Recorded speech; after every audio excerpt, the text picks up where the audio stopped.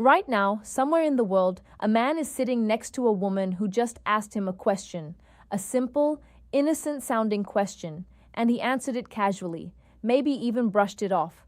What he doesn't know is that she just told him everything. She just handed him the key to her desire on a silver platter, wrapped in the most ordinary words you could think of, and he missed it completely. That man might be you, and after today, that will never happen again. Here's a truth that will probably sting a little. Women almost never say what they actually mean when it comes to intimacy. I know because I am one, and I can tell you from personal experience and from years of studying how women communicate that the way we signal desire is nothing like what most men expect. There is no neon sign, there is no dramatic confession, there is no movie scene where the music swells and she throws herself into your arms. What actually happens is so subtle, so effortless, that it slips right past most men like a whisper during a thunderstorm. A study published in the journal Communication Monographs found that women use indirect speech patterns nearly 70% more often than men when communicating about emotionally vulnerable topics. 70%. That means when a woman wants something intimate, something personal, something that makes her feel exposed, she is almost certainly not going to say it directly. She is going to code it. She is going to dress it up in the most harmless looking language possible. And if you are not paying attention, you will respond to the surface, meaning the real message underneath. Now, here's the part that makes this video different from anything else you have watched. I am not going to give you a list of 20 vague signs. I am not going to tell you to watch her body language or read her energy. I am going to tell you the exact 2 questions she will ask you when she wants intimacy. 2, that is it. And once you hear them, you will never unhear them. You will start recognizing these questions everywhere in your past relationships. In your current one, in conversations you had years ago that suddenly make a lot more sense. But before I reveal them, you need to understand something crucial first. You need to understand why she asks questions at all instead of just telling you what she wants. Because that context is going to change the way you hear every single thing a woman says to you for the rest of your life. Let me break something down for you that most people never think about. From the time a girl is about 5 or 6 years old, she begins learning a very specific social rule. That rule, whether it is taught directly or absorbed through culture, goes something like this. Do not be too forward. Do not be too aggressive. Do not make the first move. Be approachable but not desperate. Be interested but not obvious. Sound exhausting? It is. But this is the reality of how most women are socialized around the world. Dr. Deborah Tannen, a linguistics professor at Georgetown University, spent decades studying how men and women communicate differently. One of her most famous findings was that women tend to use what she calls rapport talk. That means women communicate to build connection, to test emotional safety, and to gauge how the other person feels before revealing how they feel. Men, on the other hand, tend to use report talk, which is more about exchanging facts and solving problems. So when a woman asks you a question, she is usually not looking for a factual answer. She is checking the temperature of the room. She is testing whether it is safe to go further. This is why so many men feel blindsided when a woman suddenly pulls away or loses interest. He thought everything was fine. She was smiling. She was laughing. She even asked him a couple of sweet questions. But from her perspective, she put herself out there, asked the 2 most vulnerable questions she could think of, and he treated them like small talk. He gave her a 1-word answer and went back to scrolling his phone. And in that moment, without saying another word, she closed the door. Now that you understand the framework, the operating system behind how she communicates, it is time to talk about the first question. And honestly, when I tell you what it is, your jaw might actually drop at how simple it sounds. The first question a woman will ask you when she wants intimacy is this: what are you thinking right now? I know what you are thinking. That is it. That is the big secret. She asked me what I'm thinking. Yes, and the reason you are underwhelmed is the exact reason men keep missing it, because it sounds like nothing. It sounds like idle curiosity. But let me explain what is actually happening inside her mind when she asks you this. When a woman asks what you are thinking, she is not making conversation. She is making an attempt to enter your inner world. She is asking for access. Think about that for a second. She is essentially saying, I want to know what is happening inside your head right now in this very moment because I want to feel closer to you than I currently do. That is not small talk. That is emotional pursuit. Dr. John Gottman, one of the most respected relationship researchers in modern psychology, calls these moments emotional bids.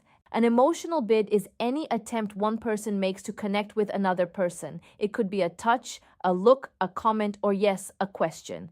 Gottman's research at the University of Washington found that couples who recognized and responded to each other's emotional bids stayed together at a rate of 86%. Couples who missed or dismissed those bids, they broke up at a rate of 69%, 86 versus 69. That gap is not small. That gap is the difference between a relationship that lasts and one that quietly dies in a living room while both people wonder what went wrong. So when she asks you, what are you thinking right now? She is making a bid. She is reaching for you. And how you respond determines everything that happens next. If you say nothing, or I don't know, or something dismissive, she receives that as a rejection, not a dramatic door-slamming rejection. A quiet one, the kind that builds up over time like sediment until one day the river does not flow anymore. But here's the part that connects directly to intimacy. For most women, emotional closeness is the prerequisite for physical closeness. This is not a stereotype. This is neuroscience. Research published in the Archives of Sexual Behavior found that women's sexual desire is significantly more responsive to emotional context than men's, meaning a woman's body does not just respond to physical attraction, it responds to emotional safety, to feeling seen, to feeling valued, to feeling like her inner world matters to the person she is with. And when she asks what you are thinking, she is checking all of those boxes at once. She is saying, do you trust me enough to be vulnerable? Are you present with me right now? Do you see this moment the way I see it? And if your answer tells her yes, something shifts. Not visibly, not dramatically, but internally. A wall comes down, a door opens, she moves one giant step closer to wanting you, not just emotionally, but physically. So the next time a woman looks at you and asks, what are you thinking right now? Do not shrug. Do not dodge. Do not make a joke to deflect. Look at her. Be honest. Even if what you're thinking about is silly or random, because what she is really asking is not about the content of your thoughts. She is asking if you will let her in.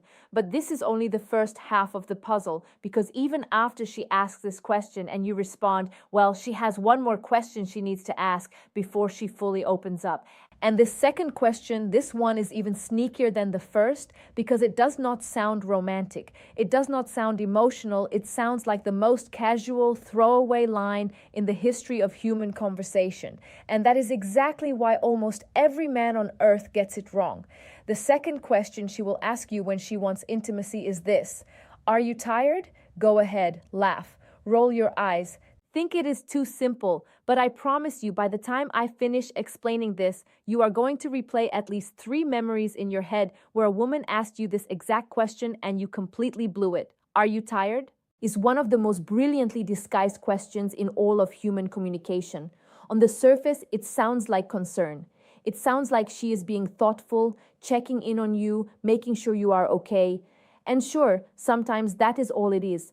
But in certain moments, in certain contexts, especially late at night, after a date, after a long conversation, after a moment of closeness, this question is not about sleep. It is about permission. What she is really asking is, are you available? Do you have energy for me tonight? Are you going to roll over and go to sleep? Or is something else going to happen?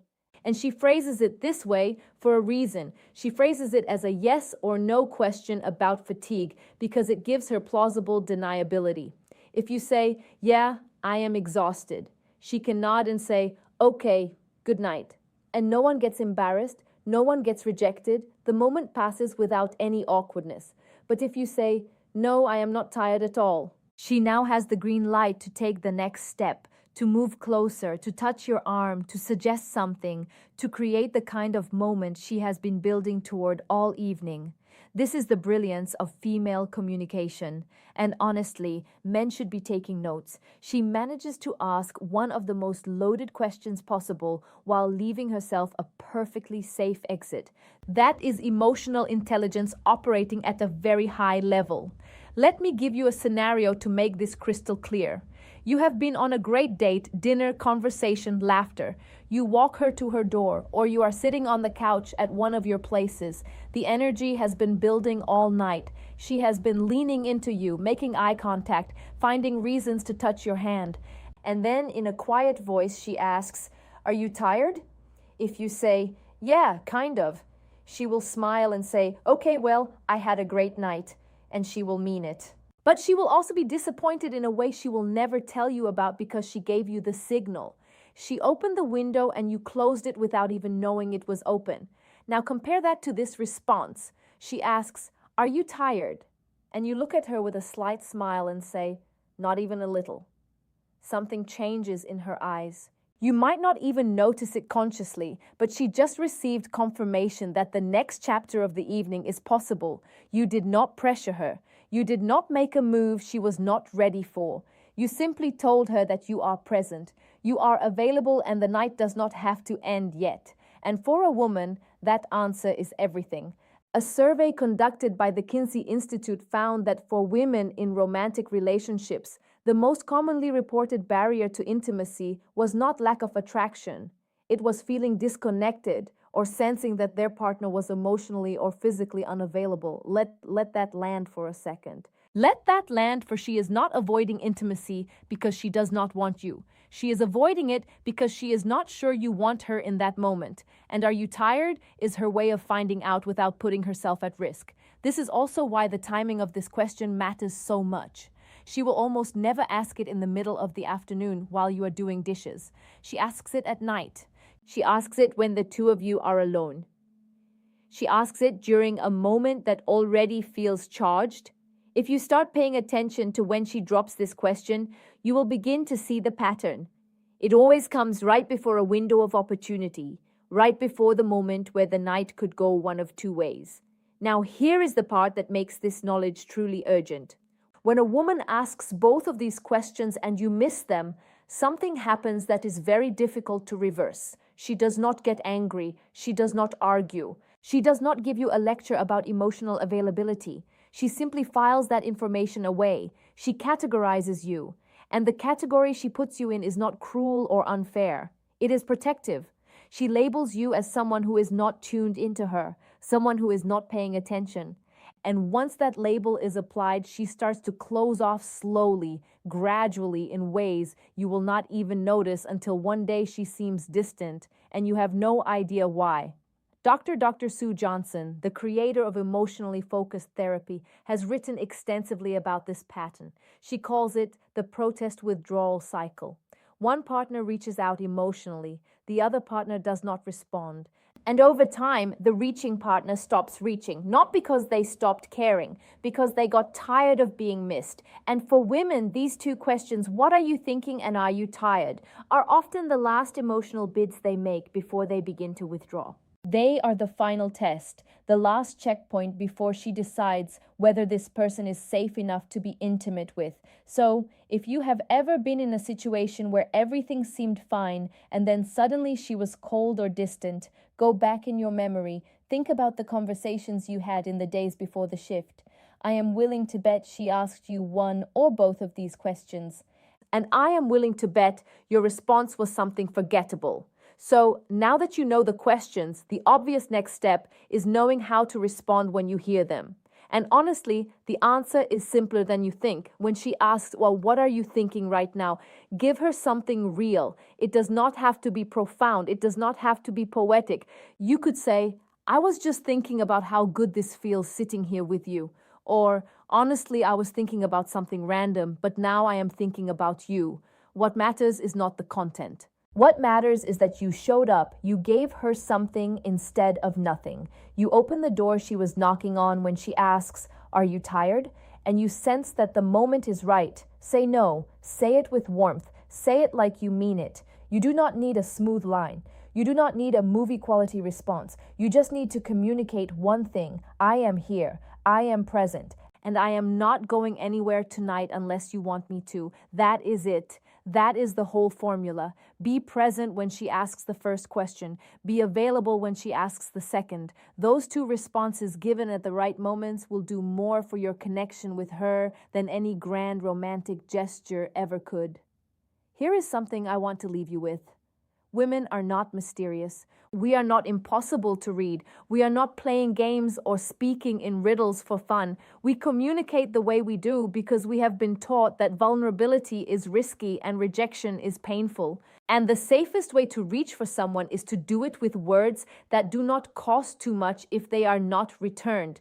These two questions, what are you thinking right now, and are you tired, are not random. They are calculated, they are intentional. They are the result of a woman deciding that she trusts you enough to let you in. But she needs to know if you are ready before she takes that final step. And now that you know this, you have a responsibility not to manipulate, not to game the system, but to pay attention, to listen with more than your ears, to hear what she is really saying underneath the words she chooses. Because when a woman asks you these questions and you respond with presence, with warmth, with genuine attention, you are not just answering a question. You are telling her that she is safe. And for a woman, safety is the foundation of everything. Now, if what you just learned shifted something in the way you think about female communication, do me a favor. Do not just click away. Leave a comment below with the word signal, just that one word. I want to see how many of you actually made it to this point and absorbed what was shared here today, because the people who comment are the ones who internalize information. And internalizing this is the difference between knowing it and living it.